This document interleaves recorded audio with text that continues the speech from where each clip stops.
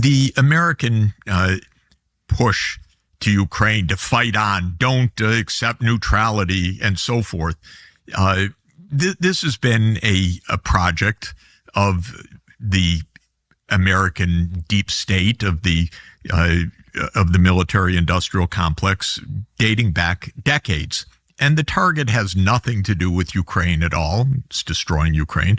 The target is to, quote, weaken Russia. This is the point. Well, why would you want to? To weaken Russia? That's an even longer story. I mean, no one wants to weaken India. Yeah, it's a very good point.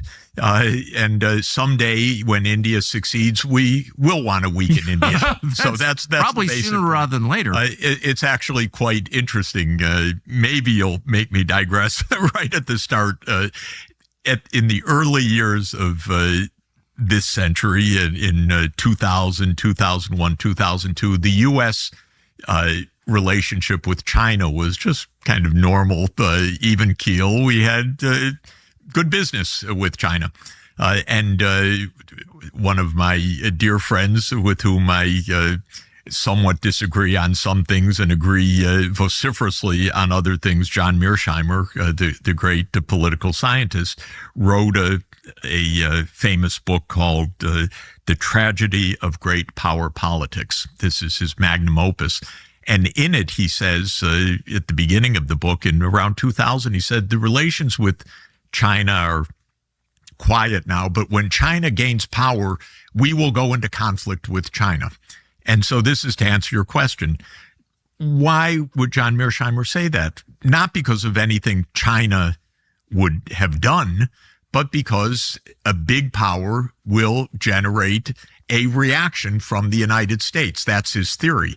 That we're on an almost inevitable collision course, the great powers. I'm not so pessimistic, although I'd say Mearsheimer is empirically more right in a way. So he somewhat accurately describes things, but he also labeled his book The Tragedy of Great Power Politics, and I don't want tragedy all the time. No, exactly. I'd like a little comedy, actually, a little normal relations. So to answer your question, what do we have against Russia? The fact of the matter is, Russia is big. Russia is powerful. And for that reason, and that reason alone or sufficiently, the U.S. would oppose Russia, just like the U.S. opposes China. Now, of course, maybe people listening to this will say, that's crazy. We oppose China because of all the terrible things they do. Or we oppose Russia because of all of the terrible things they do. I would take a different view of this, which is we make up stories about why we oppose big powers. But the basic reason we oppose big powers is that they are big. They are an affront to our desire for what the political scientists in a fancy word call primacy, or call hegemony, or call full spectrum dominance. In other words, control. Russia is an affront to our ability to dictate circumstances. China certainly is an affront to the U.S. ability to dictate circumstances in Asia. For that reason alone, for me, it's fine. You know, I understand there are many powers in the world. That's how the world is. But for the powers that be in Washington, that's completely antithetical to the American strategic purpose, which explicitly for many, many years has been full spectrum dominance or primacy. In other words, our purpose stated by the establishment, by the military-industrial complex, is we must be the unrivaled number one. So if you ask, why do we hate Russia? Because Russia stands in the way of us being the unrivaled number one. Now, you could say, well, it's because of all the terrible things that they do. But it's a little more complicated than that. During the Cold War, from 1945 to 1991, we hated Russia because it was communist. Yes. Okay, I happen to be quite deeply involved at the end of that period as an economic advisor when they were trying to get out of that horrible system. And I advised President Gorbachev in 1990-91, and I advised President Yeltsin in 1992 and 93. Yeltsin said, we don't want any of this communism anymore. We want to be a normal country. So the United States came up with other reasons to hate Russia. So I watched with my own eyes that the reason that had been given was not the real reason. It was maybe the believed reason, but it was the narrative reason. We hate Russia because it is a godless communist country. Now it is a Russian Orthodox, non-communist country, and we still hate Russia. Same deal. And by the way, what's absolutely fascinating is if you go back to 180 years ago, and I'm not kidding, to 1840, our precursor as world hegemon, that was the British Empire, they hated Russia too. And why? For no reason. It was a little before the Bolshevik Revolution, by the way. It was before any ostensible reason, but the British elite hated Russia. Okay, and it shows an interesting answer to your question. A historian named Gleason in 1950 tried to answer the question, how did Britain come to hate Russia? Why is it that by 1840, the British hated the Russians so much that 13 years later, in 1853, the British went to war against Russia, a war of choice, in the Crimean War?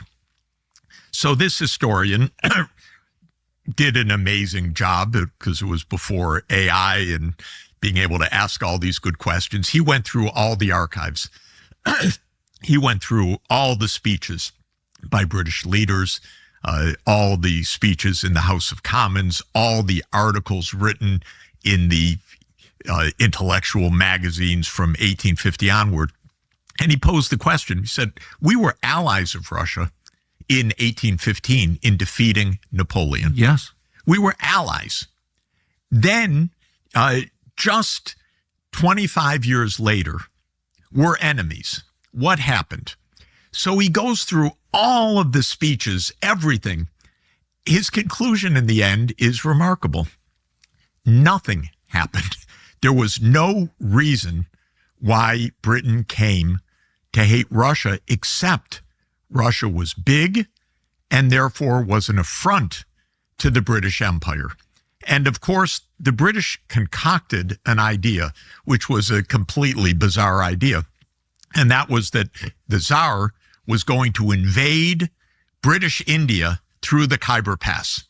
This became known as the Great Game afterwards. This was a crazy idea. The thought never even crossed the minds of these czars. The idea to march across Afghanistan? To march across Afghanistan and into India, into the Indian subcontinent to fight the British Empire. It was Looney Tunes. But the British elite came to view Russia as the great threat to the British Empire, the threat to India, the crown jewel of the empire. So much so that by 1840, Britain was rabidly Russophobic. And then by 1853, Lord Palmerston totally concocted a pretext to go to war with Russia, the Crimean War. Charge of the Light Brigade. Yeah, Charge of the Light Brigade. And the Crimean War was a concocted showdown between the British Empire and the Russian Empire, concocted because the Russians said, we don't want to fight you.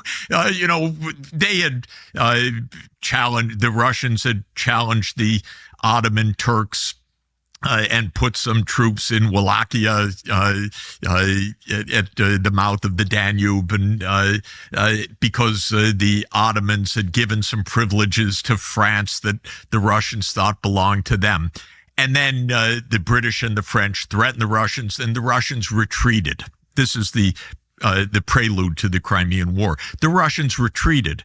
And then when the Russians retreated, the British said, we now fight on. In other words, the pretext was gone, but they wanted that war. Why did they want the war? They wanted the war because the British idea was to banish Russia from the Black Sea region. Yeah. Remember, the Black Sea is Russia's warm water port till today, by the way. It was created as a warm water port in 1783 by the Empress Catherine the Great. And it has been Russia's warm water port since then. Crimea. Palmerston in Crimea, in Sevastopol, precisely, which was besieged by the British and the French during the Crimean War. The Russians eventually surrendered, and in the Treaty of Paris in 1856, the Russians agreed to scrap their Black Sea fleet. It remained scrapped for about 20 years, actually. And then, as history always shows, the French went running back to the Russians, ally with us because the Germans are rising in power. And so suddenly the enemy became the friend because you needed a new friend to fight the new enemy and so on. It's kind of crazy European politics. But the idea of Lord Palmerston was banish Russia from the Black Sea and you reduce Russia to a third-rate power. Now, all of this is fascinating because, first of all, the Russophobia was a concocted hatred. Second, the war between Britain and France on one side and Russia in 1853 was concocted. But third, we're replaying that almost to the same script today and almost with exactly the same plot line, which is so weird but true. And why I say that is the United States, quote, or the inside deep state, the CIA and its apparatus and the rest of the military-industrial complex has hated the Soviet Union since 1945, even though they were our ally in defeating Hitler. It turned to preparing for war against our ally within a few months of the end of World War II. This is by itself a very important point. And then from 1945 to 1991, we had the Cold War ostensibly against communism and against international communism. Then in December 1991, the Soviet Union ended. I don't know if I've mentioned it to you before. I was in the Kremlin that day, literally that hour, sitting in front of Boris Yeltsin, or I was in front of him. And he said to me and to my colleagues, gentlemen, I want to tell you the Soviet Union is over.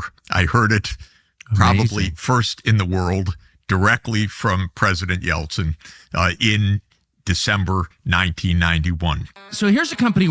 And Yeltsin said at the time, I want us to be a normal country.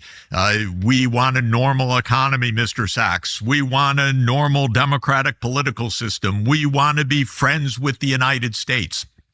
And I, in my naivete, said to him, President Yeltsin, I can assure you the American people will want to partner with Russia to have a future of peace and economic cooperation.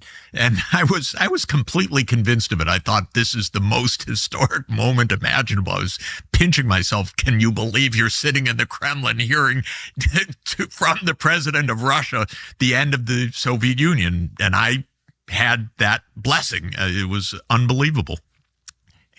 I was wrong. Because as soon as the Soviet Union ended, what did the deep state say?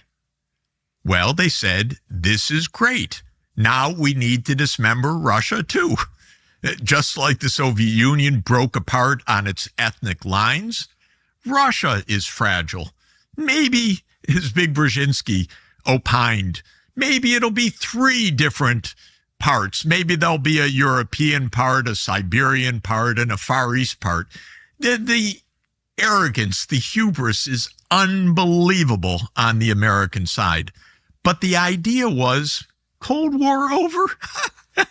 It's ridiculous. Now we go on to surround Russia. Now we go on to chip apart Russia. One of the favorite phrases in Washington used to be to decolonize Russia. It meant that we can break away different regions of Russia, Chechnya, or this region or that region. Why? It's a big power. We're the only big power that should be on the planet. And incidentally, in 1992, I can absolutely assure you, no one had China on the radar screen in Washington at all.